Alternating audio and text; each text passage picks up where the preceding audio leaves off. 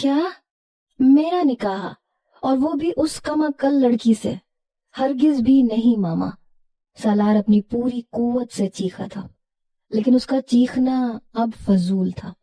رحیم صاحب فیصلہ کر چکے تھے اور سالار کی ماں نے ان کے فیصلے کو سر جھکا کے مان بھی لیا تھا۔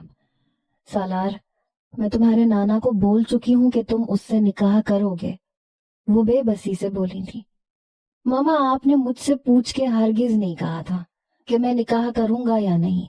مجھے ہرگز منظور نہیں ہے کہ میں کسی کم عقل لڑکی سے شادی کروں۔ اسے بولنے تک کی عقل نہیں ہے ماما۔ سالار اپنی جگہ سے کھڑے ہوتے ہوئے بولا۔ وہ اس وقت پارٹی میں جانے کے لیے نکل رہا تھا، لیکن اپنی ماں کے بلانے پر وہ ان کے کمرے میں آیا تھا۔ بلیک جینز کے اوپر وائٹ شرٹ اور بلیک کوٹ پہنے، بالوں کو نفاست سے سیٹ کیے، ہاتھوں میں برانڈڈ واچ اور پاؤں میں برانڈڈ جوتے پہنے کھڑا تھا۔ غصے کے باعث گوری رنگت میں سرخی کھلی تھی، جبکہ ہیزل گرے آنکھیں سرخ ہو رہی تھیں۔ بیٹا، تم فضول میں بحث کیوں کر رہے ہو جب تمہیں معلوم ہے کہ نانا کے فیصلے کے سامنے تم کچھ نہیں کر سکتے؟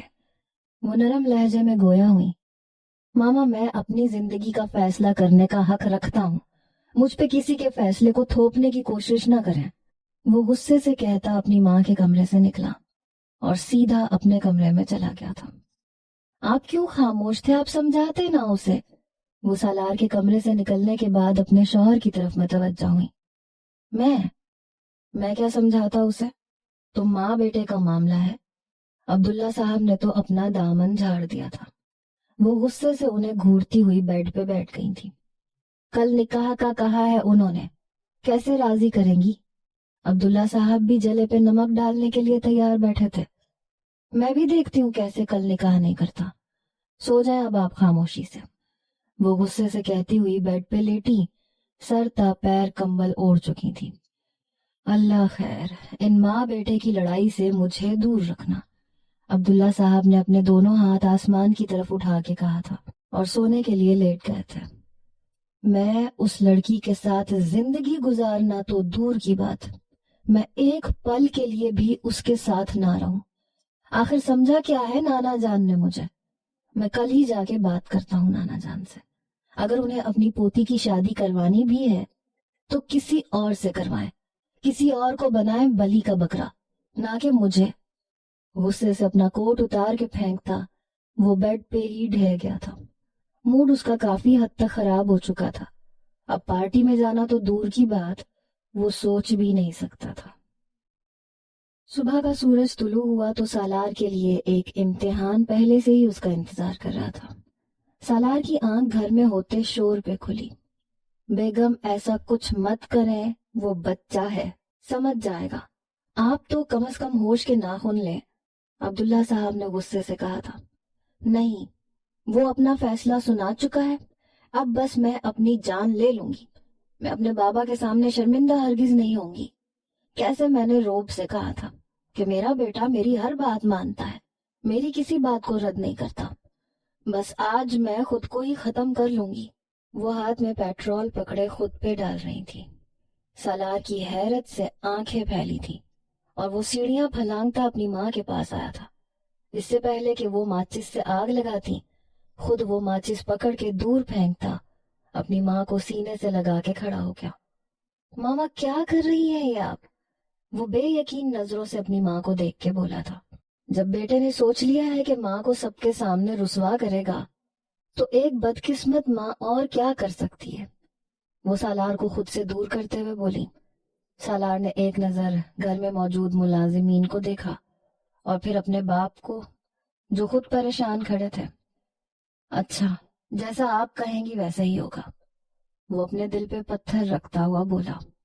بین کرتی تہمینہ بیگم نے اپنے بیٹے کو دیکھا۔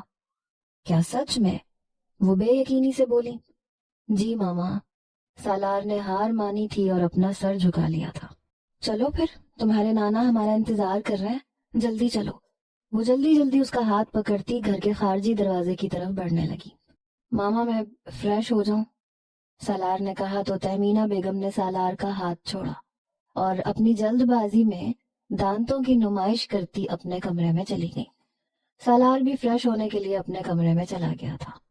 بیگم اگر سالار کو معلوم ہو جاتا نا کہ جو آپ نے اپنے اوپر پھینکا تھا وہ صرف پانی تھا تو یقین جانے وہ کبھی اس نکاح کے لیے راضی نہ ہوتا۔ عبداللہ صاحب داد دیتی نظروں سے اپنی بیوی کو دیکھ کے بولے تھے، ایسے کیسے پتہ چل جاتا؟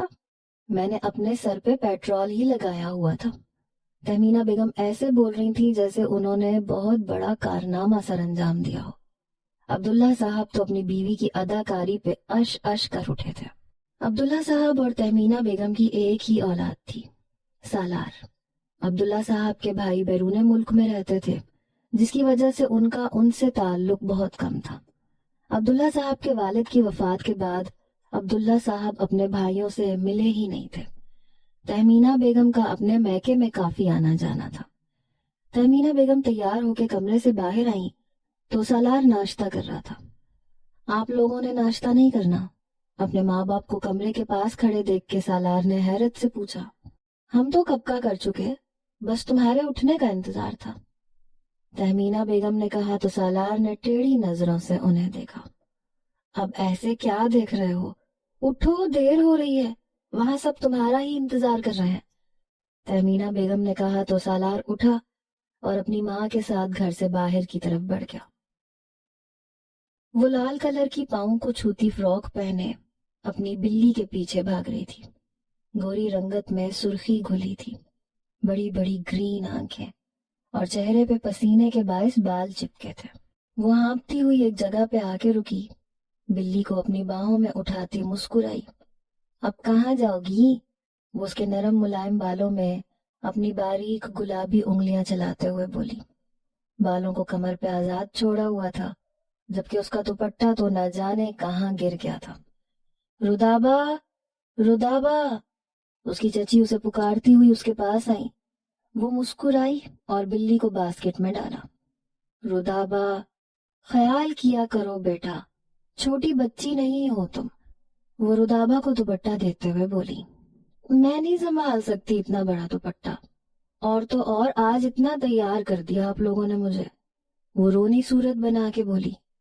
بیٹا آج آپ کا نکاح ہے، آج تو اتنا ہی تیار کرنا تھا آپ کو، آ جاؤ دادا جی بلا رہے ہیں۔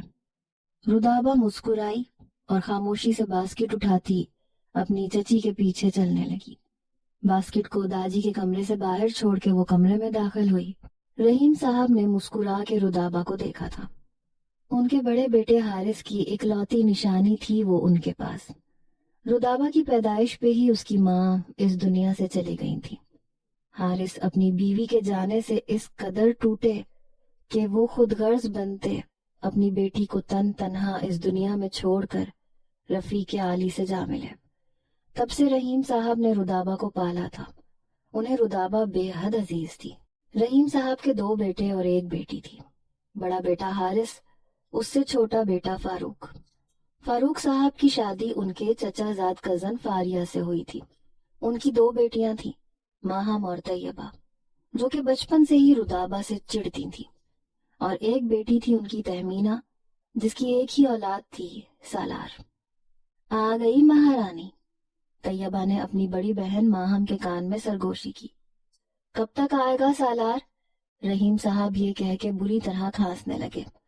بابا آپ فکر نہ کریں، آ جائے گا سالار، اور آپ اتنی جلدی نہ کریں، آپ ٹھیک ہو جائیں پہلے، پھر ہم کر دیں گے رودابہ کی شادی بھی۔ فاروق صاحب نے اپنے ہاتھ میں اپنے باپ کا ہاتھ تھام کے کہا۔ میں اپنی آنکھوں کے سامنے اسے رخصت کرنا چاہتا ہوں، کیا بھروسہ میری زندگی کا، آج ہوں کل نہ ہوں، پھر میں رودابہ کو رخصت کر کے سکون سے اپنے رب کے پاس جانا چاہتا ہوں، تاکہ اپنے بیٹے کو بتا سکوں کہ اسے اس کے محرم رشتے کے حوالے کر دیا تھا، مجھے اس کے سامنے شرمندگی نہ ہو۔ وہ کھانستے ہوئے بولے تھے۔ بابا اللہ آپ کو صحت و تندرستی والی زندگی دے، کچھ نہیں ہوگا آپ کو، فاروق صاحب نم آنکھوں سے اپنے باپ کو دیکھ کے بولے تھے۔ رودابہ بھی ایک سائڈ پہ کھڑی رو رہی تھی۔ اچانک ہی اس کی نظر باسکٹ سے باہر نکل کے بھاگتی بلی پہ پڑی، تو وہ اس کے پیچھے پھر سے بھاگی، اور اس بار اس کا دوپٹہ کمرے میں گرا گئی تھی۔ سب لوگ رحیم صاحب کی طرف متوجہ تھے، کسی کا بھی دھیان رودابہ کی طرف نہیں گیا تھا، جبکہ وہ पागलों की तरह बिल्ली के पीछे भागती हवेली से बाहर निकल गई थी। हवेली के मेन गेट से अंदर दाखिल होती गाड़ी में सालार बैठा था। रुदाबा को यूं बिल्ली के पीछे बिना दुपट्टे के भागते देखकर उसने अपने लब भींचे थे। गाड़ी एक साइड पे पार्क करता अपनी माँ के साथ हवेली के अंदरूनी हिस्से की तरफ बढ़ा। रुदाबा, बेटा आपका दुपट्टा कहाँ है? तहमीना बेगम ने रुदाबा को बिल्ली के साथ खेलते देख के पूछा। रुदाबा ने इधर उधर दुपट्टा तलाश करना चाहा, लेकिन दुपट्टा कहीं था ही नहीं। वो वापस कमरे की तरफ भागी। पीछे ही तहमीना बेगम, अब्दुल्ला साहब और सालार के साथ रहीम साहब के कमरे में गई, जहाँ रहीम साहब न जाने क्या बात कर रहे थे फारूक साहब से। सालार ने कमरे में दाखिल होते ही रुदाबा को देखा, जो कि बस बिल्ली की बास्केट को पकड़े खड़ी हुई रोनी सूरत बना के अपने दादा को देख रही थी। उसके चेहरे पे बला की मासूमियत थी, लेकिन सालार को वो उस वक्त जहर लग रही थी। बाबा, आप ठीक तो है ना? तहमीना फिक्रमंदी से अपने बाप की तरफ बढ़ी। रहीम साहब ने सालार की तरफ देखा और फिर अपनी बेटी को। निकाह ख्वाह को बुलाओ। रहीम साहब ने फारूक को देख के कहा, तो फारूक साहब ने इस बात में सर हिलाया। सालार भाई से निकाह हो रहा है इस बेवकूफ का? तैयबा ने हैरत से पूछा। माहम ने हैरत से सालार को देखा, जो खा जाने वाली नजरों से रुदाबा को देख रहा था। थोड़ी ही देर में निकाह ख्वाह कमरे में दाखिल हुआ और रहीम साहब की इजाजत मिलने पे उन्होंने निकाह पढ़वाया। सालार ने खामोशी से रुदाबा को निकाह में कबूल कर लिया था, जबकि रुदाबा भी अपनी चची की कही बात पे अमल करती 3 बार सालार को कबूल कर चुकी थी। सालार निकाह के बाद कमरे से निकला और टेरेस पे आ गया। उसके पीछे ही माहम कमरे से निकली, जबकि रुदाबा रहीम साहब के साथ लग के बैठी रो रही थी। दादा, आप ऐसी बातें ना करें ना, मुझे आपकी कहानी सुने बिना नींद भी नहीं आती। वो अपने दादा की बात सुन के तड़प उठी थी। बेटा, एक ना एक दिन हर किसी ने इस दुनिया से जाना है। शायद मेरे जाने का भी वक्त आ गया है। उन्होंने ये कह के तहमीना को देखा जो रो रही थी। मेरी गुड़िया आज से तुम्हारे हवाले है। उसे ऐसे ही अनमोल रखना जैसे मैंने इसे हमेशा अनमोल रखा है। इसे आज ही अपने साथ ले जाना। रहीम साहब ने कहा। बाबा, आप ठीक हो जाए, हम धूमधाम से शादी करके इसे साथ लेके जाएंगे। तहमीना बेगम तड़प के बोली थी। मेरे पास ज्यादा वक्त नहीं है बेटा, इसे तुम आज ही लेके जाओ। रहीम साहब ने कहा तो तहमीना बेगम खामोश हो गई और बस अपने बाबा की बात सुनने लगी। तुमने इतनी आसानी से कैसे निकाह कर लिया, और वो भी उस गंवार से? माहम की आवाज पे सालार ने चौंक के माहम को देखा और फिर मुंह बसोरा।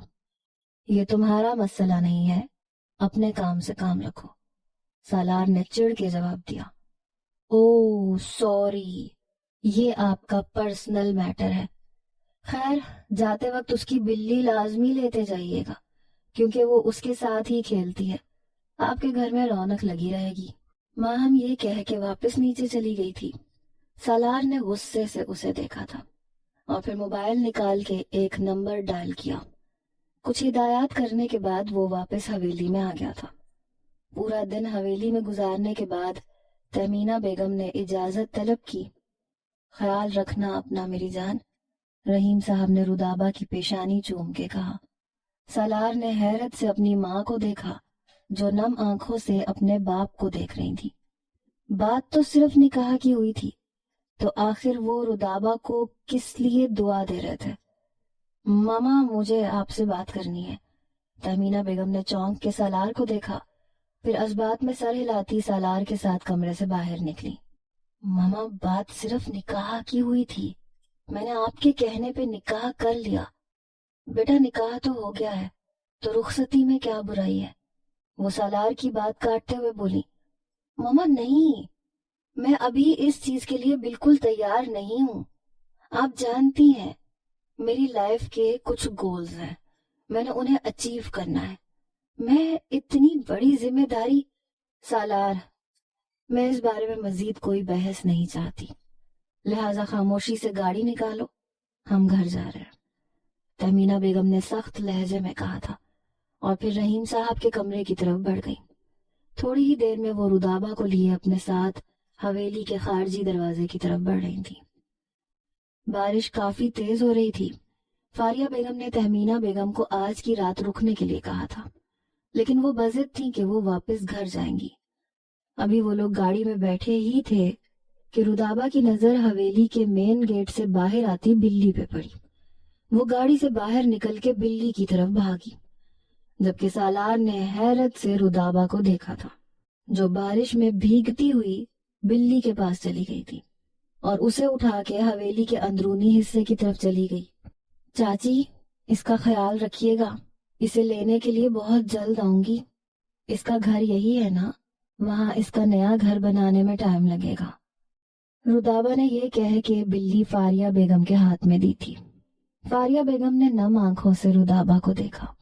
اپنا خیال رکھنا، اور کبھی بھی کسی بھی چیز کی ضرورت ہو یا ہماری یاد آئے تو بس ایک دفعہ مجھے کال کر دینا، میں خود تمہارے پاس آ جاؤں گی، فاریہ بیگم نے کہہ کے اس کا گال تھپ تھپایا تھا۔ رودابہ مسکرائی اور پھر واپس حویلی سے نکلتی گاڑی کی طرف بڑھی۔ کہاں چلی گئی تھی آپ بیٹا؟ تہمینہ بیگم نے رودابہ کو گاڑی میں بیٹھتے دیکھ کے پوچھا۔ وہ میری بلی بارش میں بھیگ رہی تھی، وہ بیمار ہو جاتی ہے نا، اسی لیے اسے اندر چھوڑنے گئی تھی، رودابہ نے سر جھکا کے کہا۔ اور بلی کو گیلا ہونے سے بچانے کے لیے آپ خود ہی گیلی ہو گئی؟ تہمینہ بیگم نے پیچھے بیٹھی رودابہ کو دیکھ کے کہا۔ عبداللہ صاحب تو بالکل خاموش تھے۔ سالار نے گاڑی گھر کے راستے پہ گامزن کی۔ پورا راستہ خاموشی سے گزرا۔ گھر پہ پہنچتے ہی تہمینہ بیگم نے رودابہ کو سالار کے کمرے میں بھیج دیا تھا، جبکہ سالار کو اپنے کمرے میں بلایا تھا۔ ماما، یہ سب کیا ہے؟ آپ نے بس نکاح کا کہا تھا، سالار نے چڑ کے کہا۔ ہاں، میں نے نکاح کا کہا تھا، لیکن تمہارے نانا ابو اسے رخصت کرنا چاہتے تھے۔ جہاں رخصتی کچھ وقت کے بعد ہونی تھی وہاں اب ہو گئی۔ بعد میں اور اب میں فرق ہے۔ میں ابھی اپنا فیوچر سیٹ، بس یہیں خاموش ہو جاؤ۔ وہ بچی ہمارے سر پہ بوجھ ہرگز نہیں ہے۔ اگر میں کل سے خاموش ہوں تو صرف اس وجہ سے کیونکہ یہ تم ماں بیٹے کے درمیان کا معاملہ تھا، لیکن اب میں تمہیں مزید اجازت نہیں دوں گا کہ تم اس بچی کی موجودگی کی نفی کرو۔ جو ہونا تھا سو ہو گیا، اب وہ تمہاری ذمہ داری ہے۔ تم اپنا فیوچر سیٹ کرنا چاہتے ہو، کرو۔ کل سے کمپنی تم جاؤ گے، اور یہ جو تمہارا دیر دیر تک سونا لگا رہتا ہے کل سے یہ بند ہوگا۔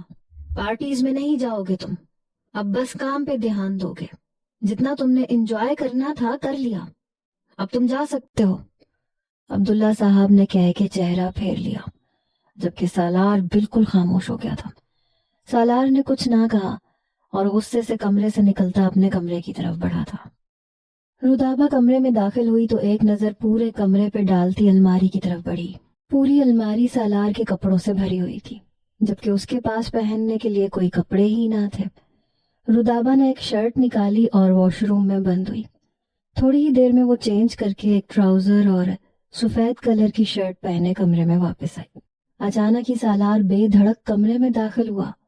رودابہ نے حیرت سے سالار کو دیکھا۔ وہ غصے میں اس کی طرف ہی بڑھا تھا۔ تمہاری ہمت کیسے ہوئی؟ تم نے میری فیوریٹ شرٹ کیسے پہنی؟ اتارو اس کو ابھی۔ وہ غصے سے دھاڑا تھا۔ میرے پاس کوئی اور کپڑے نہیں ہے، اب میں نے پہن لی ہے، جب اتاروں گی تو دھو کے دے دوں گی۔ وہ بولتی آنکھیں سکیڑ کے اسے دیکھنے لگی۔ سالار غصے سے اس کی طرف بڑھا اور خود ہی اس کی شرٹ کے بٹن کھولنے لگا۔ یہ شرٹ میری فیوریٹ شرٹ ہے، آج تک میرے علاوہ اس کو کسی اور نے نہیں پہنا، تم ہوتی کون ہو یہ پہننے والی؟ وہ شرٹ کے بٹن کھولنے لگا۔ رودابہ نے جلدی سے شرٹ کو مضبوطی سے پکڑ لیا۔ کتنے بے شرم ہیں آپ، نہیں کریں پیچھے ہٹ جائیں۔ میرے پاس اور کوئی کپڑے نہیں ہیں، میں بارش میں گیلی ہو گئی تھی، اسی وجہ سے میں نے یہ پہنی ہے۔ سالار نے اس کے ہاتھ جھٹکے۔ شرٹ آدھی کھلی ہونے کی وجہ سے رودابہ کے جسم کی رانائیاں صاف واضح ہونے لگی، لیکن سالار تو اس وقت غصے میں تھا، اسے بس اپنی شرٹ اس کے جسم سے اتارنی تھی۔ سالار نے رودابہ کے جسم سے وہ شرٹ اتاری تو نظر اس کے جسم کی رانائیوں پہ گئی۔ शुरू से ही रुदाबा का जिस्म काफी भारी था। सलार ने रुदाबा के जिस्म से नजर हटाई और शर्ट वापस रुदाबा के ऊपर फेंकता ड्रेसिंग रूम में बंद हुआ। रुदाबा ने रोते हुए वो शर्ट वापस पहनी और बेड पे ढह गई। बहुत गंदे हैं आप, सुना आपने? बहुत गंदे हैं। मैं फुफ्फू को बताऊंगी आपने मेरे साथ क्या किया। वो तेज आवाज में बोलती हुई रो रही थी। सालार ड्रेसिंग रूम से बाहर आया और गुस्से से रुदाबा की तरफ बढ़ा। ठीक है, तो फिर अब जो मैं करने वाला हूँ वो भी शौक से अपनी फुफ्फो को बताना, उन्हें भी तो पता चले कि उन्होंने क्या किया है। वो गुस्से से कहता रुदाबा पे साया फिगन हुआ। रुदाबा सालार का वजन महसूस करती उसे खुद से दूर करने की कोशिश करने लगी, लेकिन सालार उससे दूर ना हुआ और उसकी गर्दन पे झुका।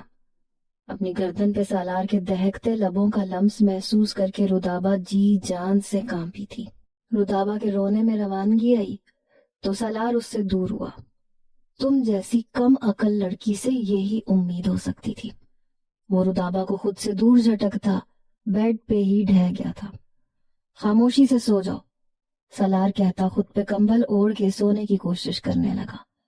आंखें बंद करने पे रुदाबा का चेहरा और उसका हसीन सरापा आंखों के सामने लहराया तो सालार उठ बैठा। सामने बैठी रोती रुदाबा को देख के सालार चिढ़ के उठा और कमरे से निकलता चला गया। रुदाबा रोते हुए बेड पे लेटी और सोने की कोशिश करने लगी। रुदाबा उठी तो तहमीना बेगम ने उसके लिए कुछ कपड़े भिजवा दिए थे। वो फ्रेश होके कमरे से बाहर निकली। बेटा, रात नींद तो सुकून की आई थी ना? वो मोहब्बत से रुदाबा को देख के बोली थी। जी फुप्पो, रुदाबा ने सर झुका के जवाब दिया। सालार अपने बाबा के साथ कंपनी जा चुका है, इस वजह से वो सुबह जल्दी उठ गया था।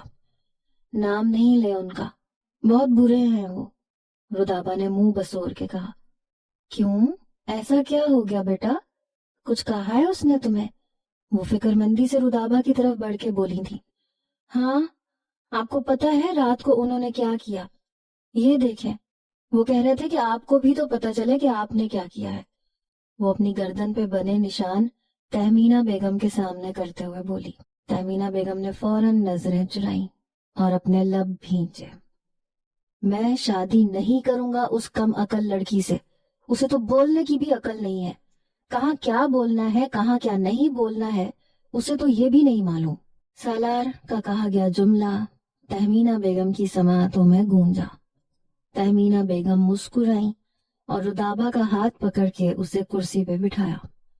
बेटा देखो, ऐसी बातें किसी को भी नहीं बताते, वो तुम्हारा शौहर है। एक बंद कमरे में शौहर और बीवी के दरमियान जो कुछ भी होता है, बीवी को चाहिए कि वो शौहर और अपने दरमियान में ही रखे, वो किसी तीसरे को वो बातें ना बताए। समझी आप? तहमीना बेगम ने मोहब्बत से कहा तो वो खामोश हो गई। अभी तो आपको मैंने वो नहीं बताया, उन्होंने शर्ट। वो कुछ बोलने लगी थी कि तहमीना बेगम ने उसे बोलने से बाज रखा। जो भी हुआ, जैसे भी हुआ, वो कमरे तक ही महदूद रहना चाहिए, आज ही नहीं हमेशा।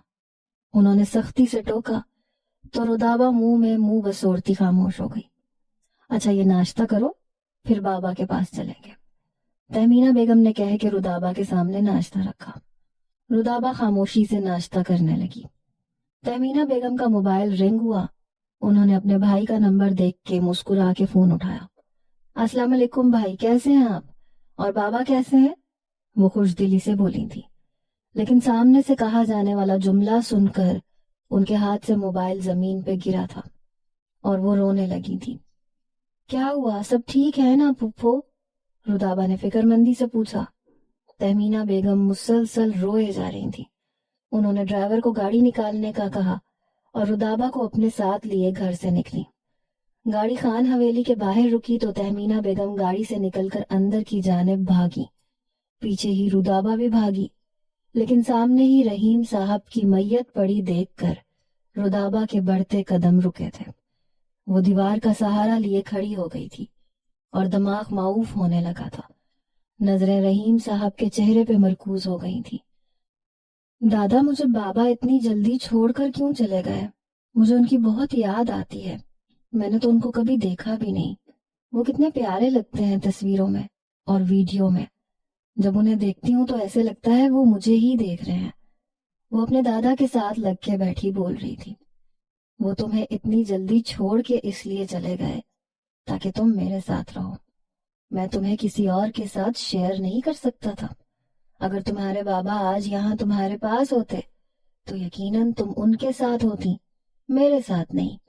یہ سوچ کے ہی مجھے جلن ہو رہی ہے. رحیم صاحب نے اس کی بات کو گھمایا تھا. سینے میں اٹھتے درد اور آنکھوں میں موجود آنسوؤں کو وہ پیچھے دھکیل چکی تھی. وہ جواباً مسکرائی. آپ تو پھر میرے لیے سب سے زیادہ اہم ہیں. وعدہ کریں آپ مجھے کبھی چھوڑ کے نہیں جائیں گے. اس نے اپنا ہاتھ آگے پھیلایا. میں وعدہ کرتا ہوں, میں جب تک زندہ ہوں میں اپنی بیٹی کو چھوڑ کے کہیں نہیں جاؤں گا. انہوں نے محبت سے رودابہ کا ہاتھ تھام لیا تھا اور اس کی پیشانی پہ بوسہ دیا تھا. اس سے پہلے کہ رودابہ زمین بوس ہوتی, باہر سے آتے سالار نے رودابہ کو تھاما تھا. رودابہ کی آنکھ سے ایک آنسو نہیں نکلا تھا. وہ بالکل خاموش سی ایک جگہ پہ بیٹھی تھی. سب لوگ تدفین کی تیاری کر رہے تھے جب سالار کی نظریں رودابہ پہ ہی تھی. وہ بالکل خاموش ہو گئی تھی. آنکھوں میں بھی محض ویرانی تھی. وہ ساکت نظروں سے بس مسلسل رحیم صاحب کے چہرے کو دیکھ رہی تھی. نانا کی عمر ہو گئی ہے, کبھی بھی کچھ بھی کر جاتے ہیں, کچھ پتا نہیں چلتا. خبردار اگر میرے دادا کو کچھ کہا تو وہ آپ سے زیادہ عقل مند ہے. میں برداشت نہیں کر سکتی میرے دادا کو کوئی کچھ کہے. کچھ دن پہلے کا منظر سالار کی آنکھوں کے سامنے لہرایا جب لوڈو کھیلتے وقت سالار نے اپنے نانا کو چڑھایا تھا. لیکن پاس بیٹھی رودابہ کو کہاں یہ برداشت تھا. وہ فوراً بولی تھی. اور آج جب وہ ہمیشہ کے لیے اسے چھوڑ کے جا رہے تھے تو رودابہ خاموش بیٹھی تھی. تدفین کی تیاری کی گئی. میت جب اٹھی تب بھی سب رو رہے تھے, لیکن اس کے برعکس رودابہ خاموش تھی اور اس کی نظریں رحیم صاحب کی میت پہ مرکوز تھی.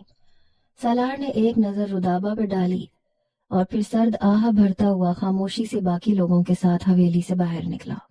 تدفین کر دی گئی تھی. سب لوگ گھر واپس لوٹ آئے تھے, لیکن رودابہ کو جہاں چھوڑ کے گئے تھے وہ بالکل وہیں بیٹھی تھی. گھر کے کسی فرد کو بھی اس کا خیال ہی نہیں تھا. فاریہ بیگم تو تہمینہ بیگم کے ساتھ تھیں, جبکہ طیبہ اور ماہم اپنی دوستوں کے ساتھ کمرے میں بیٹھی تھیں. رودابہ بالکل تنہا ایک سائیڈ پہ بیٹھی ہوئی اپنے ہاتھوں کو گھور رہی تھی. آنکھیں ابھی بھی خشک تھیں.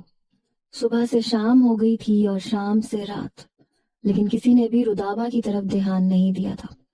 آخرکار رودابہ اٹھ کے اپنے کمرے میں چلی گئی. سالار نے اسے ڈھونڈنا چاہا تو وہ کہیں پہ بھی نہ ملی. آپ نے رودابہ کو کہیں دیکھا ہے؟ وہ ایک ملازمہ کو روک کے پوچھنے لگا. وہ تو شاید اپنے کمرے میں چلی گئی ہیں. رودابہ بی بی کو تو صبح سے کسی نے دیکھا ہی نہیں. وہ ملازمہ اب فکر مندی سے بولی تھی. تمہیں اس کی فکر کرنے کی ضرورت نہیں ہے, میں ہوں اس کی فکر کرنے کے لیے. سالار نے کھا جانے والی نظروں سے ملازمہ کو دیکھ کے کہا اور رودابہ کے کمرے کی طرف بڑھا. ارے تم کہاں جا رہے ہو؟ سالار کو رودابہ کے کمرے کی طرف بڑھتا دیکھ کے ماہم نے پوچھا. اپنی بیوی کے پاس جا رہا ہوں, اس کو میری ضرورت ہے, مجھے اس کے پاس ہونا چاہیے. سالار صبح سے مہمانوں کے پاس تھا.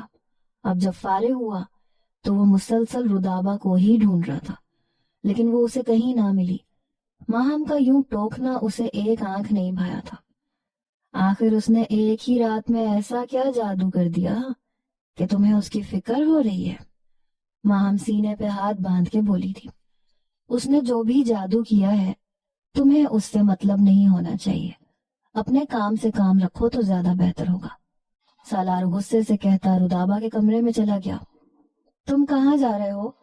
معاذ, جو کہ ماہم کی خالہ کا بیٹا تھا, ہاتھ میں کھانا لیے اوپر آیا تو ماہم سے پوچھا. صبح سے رودابہ کو دیکھ رہا ہوں, بس ایک جگہ خاموش بیٹھی ہے. نہ وہ کچھ کھا رہی ہے, نہ بول رہی ہے, اور روئی بھی نہیں ہے. میں نے سوچا اس کے لیے کچھ کھانا لے کے جاؤں. معاذ نے کہا تو ماہم کے چہرے پہ ایک شیطانی مسکراہٹ ابھری. ہاں ہاں جاؤ جاؤ. ماہم نے رودابہ کے کمرے کی طرف اشارہ کر کے کہا تو وہ اس بات میں سر ہلاتا ہوا رودابہ کے کمرے کی طرف بڑھ گیا, جبکہ وہ اپنے کمرے میں چلی گئی. سالار کمرے میں داخل ہوا تو رودابہ بیڈ کے ساتھ لگ کے بیٹھی بس ہاتھوں کو ہی گھور رہی تھی۔ رودابہ، سالار نے پکارا تو رودابہ نے سوالیہ نظروں سے سالار کو دیکھا۔ سالار آگے بڑھا اور رودابہ کے ساتھ بیٹھ گیا۔ میں جانتا ہوں کہ نانا جان تمہارے لیے بہت اہمیت رکھتے تھے، صرف تمہارے لیے ہی نہیں ہم سب کے لیے بہت اہمیت رکھتے تھے، لیکن ایک نہ ایک دن ہم سب نے اس دنیا سے جانا ہے نا۔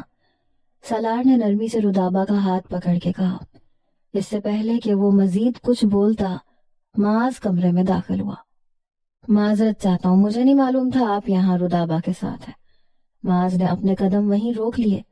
شادی سے پہلے معاذ کی رودابہ میں دلچسپی سالار بہت اچھے طریقے سے نوٹ کر چکا تھا، اس لیے معاذ کو دیکھ کے سالار کے چہرے کے تاثرات بگڑے۔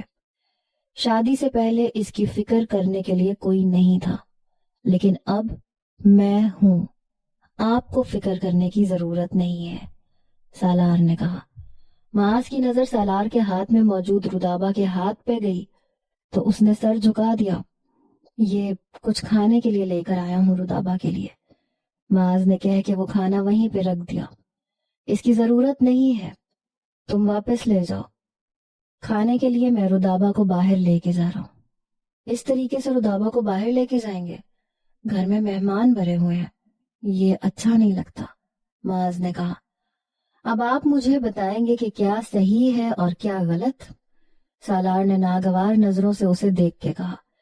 معاذ کچھ نہیں بولا اور بس خاموشی سے کھانا لیے واپس چلا گیا۔ رودابہ، سالار نے محبت سے رودابہ کو پکارا، اس کا گال سہلایا۔ میرے دادا، انہوں نے کہا تھا وہ میرے ماں باپ کی جگہ پہ ہے، وہ مجھے باپ جیسی محبت کرتے تھے، ماں کی طرح سمجھاتے تھے، سکھاتے تھے۔ آج میں نے اپنے دادا، اماں اور اپنے باپ کو بھی کھو دیا۔ مجھے اپنے ماں باپ دونوں کا سایہ میرے دادا میں دکھائی دیتا تھا، آج میں نے تینوں کو ایک ساتھ کھو دیا، وہ رندی ہوئی آواز میں بولی اور پھر سالار کے کندھے پہ سر رکھتی با آواز رونے لگی۔ سالار نے اس کی کمر تھپ تھپائی اور اسے رونے دیا۔ وہ چاہتا تھا کہ وہ اندر کا غبار باہر نکال لے۔ وہ مسلسل رو رہی تھی اور سالار اس کی کمر تھپ تھپا رہا تھا۔ تھوڑی دیر رو لینے کے بعد جب وہ چپ ہوئی تو سالار نے اس کے آنسو صاف کیے۔ تم منہ ہاتھ دھو لو، میں تمہارے لیے کچھ کھانے کے لیے لے کے آتا ہوں۔ سالار اس کے آنسو صاف کرتا اٹھا اور کمرے سے باہر نکل گیا، جبکہ یوں اس کے بدلے ہوئے رویے پہ رودابہ نے اسے حیرت سے دیکھا تھا۔ پھر خاموشی سے اٹھتی واش روم کی طرف بڑھ گئی۔ سالار رودابہ کے لیے کھانا لے کے آیا اور اسے کھلایا۔ رودابہ مسلسل روئے جا رہی تھی۔ وہ تو کھانا بھی نہیں کھانا چاہتی تھی، لیکن سالار کے ڈپٹنے اور غصہ کرنے پہ چند نوالے اس نے کھا لیے تھے۔ سالار نے اسے زبردستی بیڈ پہ لٹایا اور اس کے بالوں میں ہاتھ پھیرتا اسے سلانے کی کوشش کرنے لگا، اور تھوڑی ہی دیر میں رودابہ پرسکون ہو گئی تھی۔ سالار یوں ہی بیڈ کے کراؤن کے ساتھ ٹیک لگا کے بیٹھا مسلسل اس کے چہرے کو دیکھ رہا تھا۔ وہ معصوم تھی اور وہ کتنی اکیلی تھی، آج تو اس نے بھی دیکھ لیا تھا۔ وہ تو جب بھی یہاں آتا تھا اسے رحیم صاحب کے قریب ہی دیکھا کرتا تھا۔ اس کی بے وقوف حرکتوں اور باتوں سے تو سالار کو لگتا تھا کہ اسے کسی چیز کا غم ہی نہیں ہے۔ اس کے ساتھ تو ہر کوئی ہے، لیکن آج اسے محسوس ہو رہا تھا کہ رودابہ رحیم صاحب کے بنا بالکل اکیلی ہے۔ رودابہ کے بارے میں سوچتے نہ جانے کب اس کی آنکھ لگ گئی اور وہ یوں ہی بیڈ کے کراؤن کے ساتھ ٹیک لگا کے لیٹا ایسے ہی سو گیا تھا۔ سالار کی آنکھ کمرے میں گونجتی سسکیوں سے کھلی تھی۔ وہ اٹھا تو رودابہ ہاتھ میں قرآن پاک لیے بیٹھی رو رہی تھی۔ سالار نے اپنی آنکھیں مسلی اور رودابہ کے قریب آیا۔ کیا ہوا ہے؟ محبت سے اس کے آنسو صاف کرتا ہوا بولا۔ دادا کی یاد آ رہی ہے، کل کی صبح ان کے بنا ہوئی تھی تو بہت بے چین تھی میں۔ اب یہ سوچ کے ہی سانس بند ہوتا ہے کہ اب ہر آنے والا دن میرا ان کے بنا ہی شروع ہوگا۔ میں ہوں نا تمہارے ساتھ، سالار نے کہا تو رودابہ نے حیرت سے سالار کو دیکھا۔ آ جاؤ، وہ نرمی سے اس کا ہاتھ پکڑتا اسے اپنے ساتھ لیے بیڈ کی طرف آیا تھا۔ اسے بیڈ پہ لٹایا، خود بھی ساتھ ہی لیٹ گیا۔ میں پوری رات بے چین رہا ہوں، اب میں سونا چاہتا ہوں۔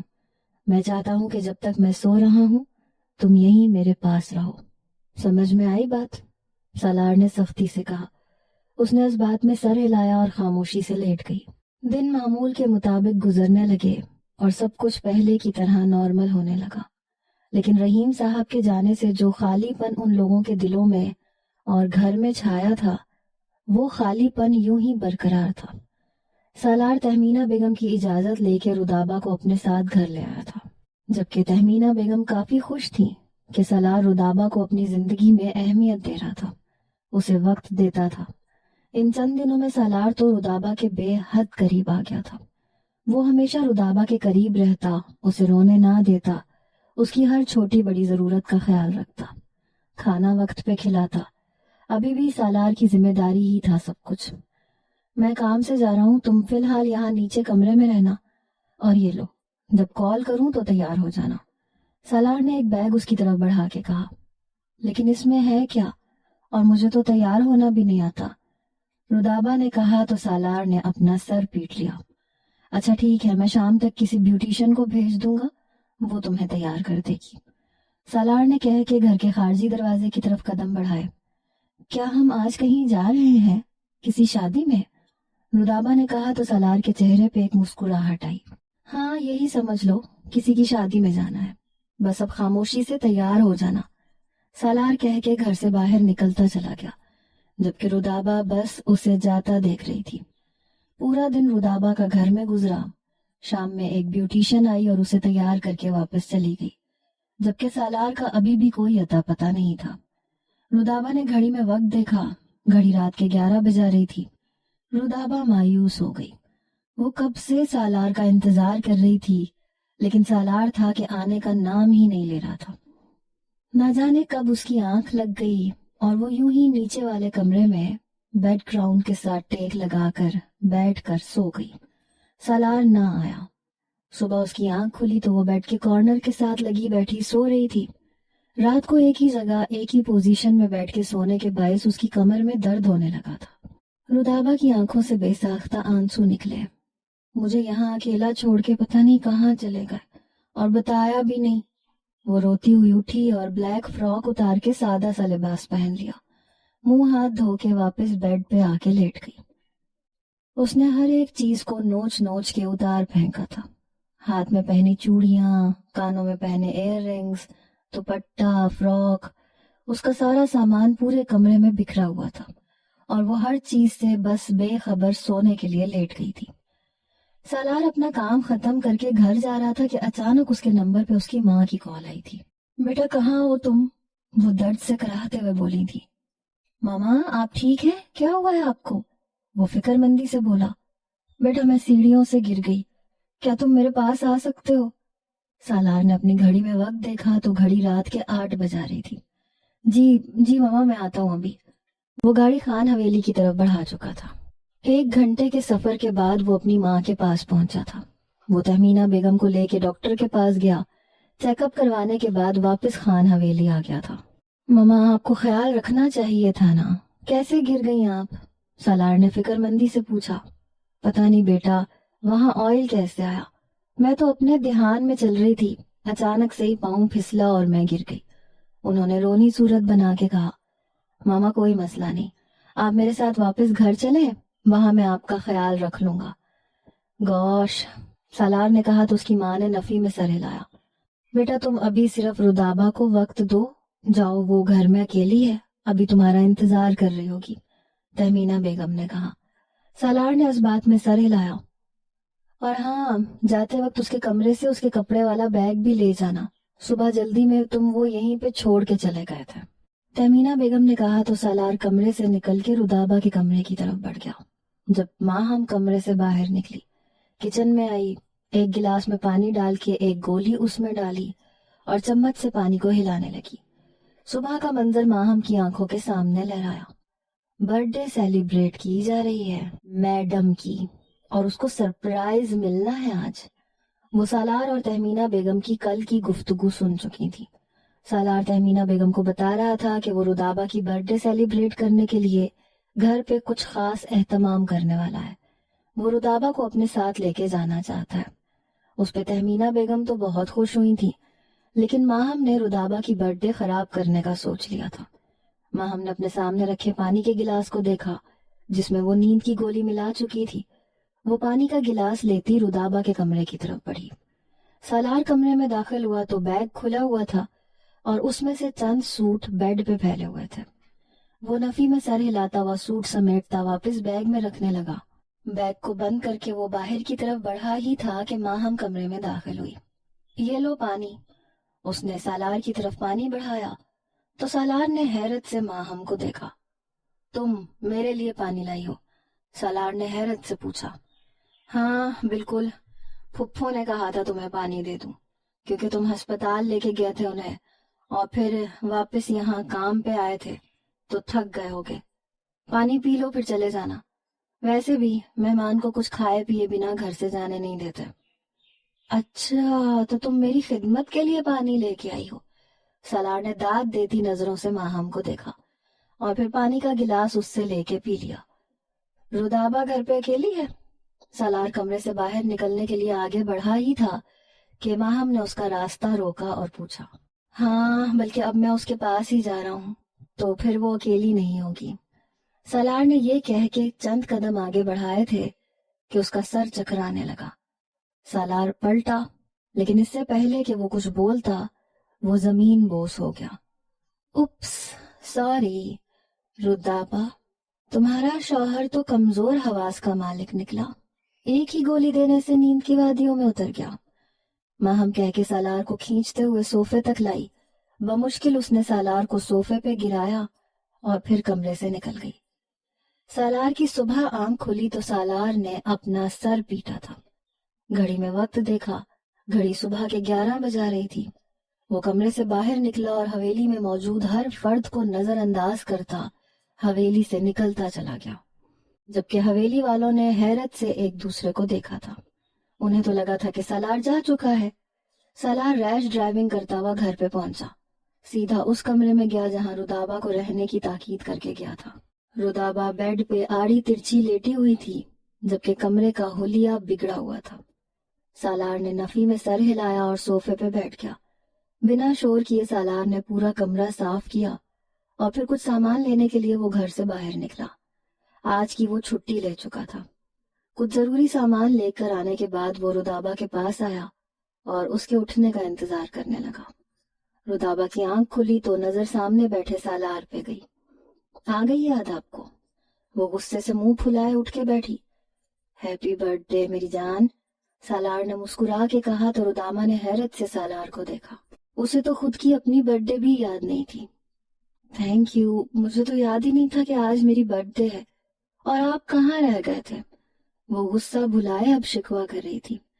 میں تمہیں بتانا بھول گیا، کل رات ماما کی طبیعت خراب ہو گئی تھی، جس کی وجہ سے مجھے اچانک وہاں جانا پڑا، اور پھر وہ بولتے بولتے خاموش ہوا۔ اسے کل رات ماہم کی گئی حرکت یاد آئی۔ اس کے دماغ کی رگیں تن گئیں، لیکن اس وقت وہ غصہ کر کے موڈ نہیں خراب کرنا چاہتا تھا، اس لیے واپس رودابا کی طرف متوجہ ہوا۔ پھر ماما کی طبیعت زیادہ خراب تھی تو مجھے ان کے پاس رکنا پڑا۔ پھپھو کی طبیعت زیادہ خراب ہے، ہمیں ان کے پاس جانا چاہیے، وہ کمبل سے باہر نکلتے ہوئے بولی۔ نہیں نہیں، اب وہ بالکل ٹھیک ہے، تم فریش ہو جاؤ، پھر ہم ساتھ میں کھانا کھائیں گے۔ ناشتہ، رودابا نے حیرت سے کہا۔ گھڑی میں وقت دیکھیں، 2 بج رہے ہیں۔ سالار کہہ کے کمرے سے نکلا تو رودابا نے اپنا سر پیٹا۔ پھر وہ فریش ہو کے کمرے سے نکلی۔ دونوں نے ساتھ میں کھانا کھایا۔ سالار نے آج کا پورا دن رودابا کے ساتھ ہی گزارا۔ کیا تمہیں ساڑی پہننی آتی ہے؟ سالار نے پوچھا تو رودابا نے حیرت سے سالار کو دیکھا۔ جی ہاں، لیکن کیوں؟ سالار مسکرایا۔ روم میں ایک ریڈ کلر کی ساڑی پریس کر کے رکھی ہوئی ہے، جاؤ پہن کے آؤ، زیادہ وقت نہیں لگے گا، سالار نے کہہ کے رودابا کو صوفے سے کھڑا کیا۔ لیکن کیوں؟ زیادہ سوال نہیں کرو۔ وہ رودابا کو کمرے کی طرف دھکیلتا خود اپنے کمرے کی طرف بڑھ گیا تھا۔ کمرے میں آ جانا، سالار نے اونچی آواز میں کہا اور کمرے میں بند ہو گیا۔ وہ کندھے اچکا کے واپس کمرے میں گئی اور ساڑی پہن کے خود کا معائنہ کرنے لگی۔ ڈھیروں شرم نے اسے آن گھیرا تھا۔ یہ ساڑی سلیو لیس اور بیک لیس تھی۔ پلو تو اس کا نہایت ہی باریک تھا، جس سے اس کا جسم صاف نمایاں ہو رہا تھا۔ رودابا نے کمرے کے دروازے سے چہرہ نکال کے باہر دیکھا اور پھر سالار کے کمرے میں گئی۔ کمرے کے اندر قدم رکھا تو حیرت سے اس کی آنکھیں پھیلی. پورا کمرہ گلاب کے پھولوں سے نہایا ہوا تھا. کمرے میں جلتی لال مدھم روشنی کمرے کو مزید خوبصورت بنا رہی تھی. وہ بھی حیرت سے کمرے کا معائنہ کر ہی رہی تھی کہ سالار نے اسے پیچھے سے اپنی باہوں میں بھرا. تمہاری برتھ ڈے سیلیبریٹ کر رہا ہوں، لیکن سیلیبریٹ کرنے کا انداز بالکل وہ ہوگا جو میں نے سوچا تھا. وہ کہتا ہوا بیڈ کی طرف بڑھا. کیک؟ رودابا نے آنکھیں سکیڑ کے کہا. تم ہو نا، میں ہوں نا، کھا لینا. وہ ایک آنکھ ونک کر کے کہتا، رودابا کو بیڈ پہ لٹاتا اس پہ جھکا تھا. سالار نے ہاتھ بڑھا کے لائٹ آف کی اور رودابا پہ جھکتا چلا گیا.